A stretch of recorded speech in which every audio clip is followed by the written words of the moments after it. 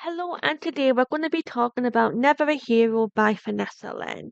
So, this is the second book in the Vanessa Len series, starting with Only a Monster. So, in this book, Joan has reset the timeline, saved her family, and she destroyed the hero Nick.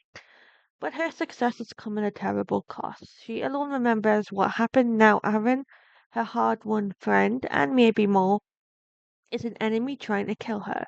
And Nick, the boy she loved, is a stranger who doesn't remember even know her name. Only Joan remembers that there is a ruthless and dangerous enemy still out there.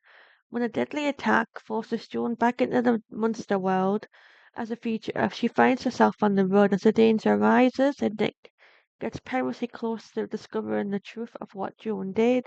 Joan discovers a secret of her own, one that threatens everyone she loves. Torn between love and family and monstrous choices, Joan must find a way to regather her old allies, to face down the dead list of enemies, and to save the timeline herself. So this book picks up after the first one left off. Everything is back to normal, and Joan was living her human life. She went to school. Nick was also at the same school. In this timeline, he was the star of the football team. He was popular, everyone liked him, and him and Joan still had that connection because their selves were together in the true timeline, which was allegedly erased by the king. Um, she was planning to go with her dad to visit the hunts in London, but things went wrong and she ended up on the run with Nick from the monsters. Guards from the court, I believe it was, and Aaron was also looking for her. She, as time goes on, she ends up reuniting with Jamie and Tom. Jamie can remember her because he's family gifts that they can remember fragments of the original timelines. Tom doesn't, but he knows that Jamie knows her, so that's enough for him. And of course, that's the dog, Frankie. So obviously, the Lous, which is Jamie's family, will also still remember the time when Nick was the hero, so they can all remember him as well. And they know that there's still some fear there from them, which is understandable since he did kill their family. So to have an argent, I believe it was an argent, who came in and put Nick under this compulsion where he was fine with monsters and he couldn't hurt them. Of course, this backfires initially because then Nick is kidnapped by Aaron and taken to Eleanor, who was the lady from the first book who molded Nick into being the monster. Not the monster, the hero, the hero. So Joan wants to get him back, obviously.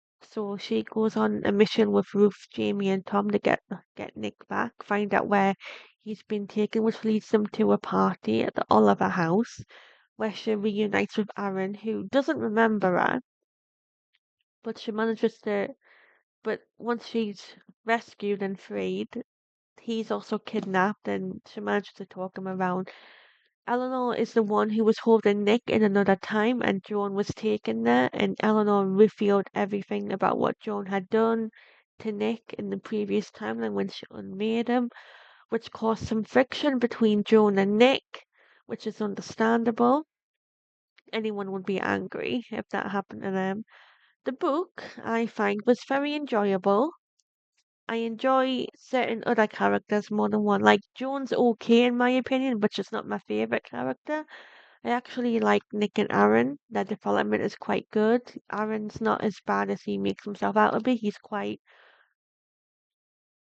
I wouldn't say it nice, but he does have some kindness in him. And Nick, he's the classic statement of the classic hero. He's just and he wants justice. He wants to make things right, and he's determined to do that, even if he has to work with the monsters to do it. But he does say that once they've fixed everything, their paths are gonna diverge once he finds out what Joan has done to him. I'm also going to keep this spoiler free, but there are some revelations about Eleanor that come out which quite surprised me actually. It was a really good reveal though. So I urge anyone who hasn't read these books to read them because they are good. I love the premise of time travel, and I love how Vanessa Len has made it so the monsters can time travel. They have to take life from humans, and I feel like that's a point of the monsters are okay with it, but the humans aren't, which is understandable. Nick's definitely not okay with it. It's something that he struggles with throughout the book.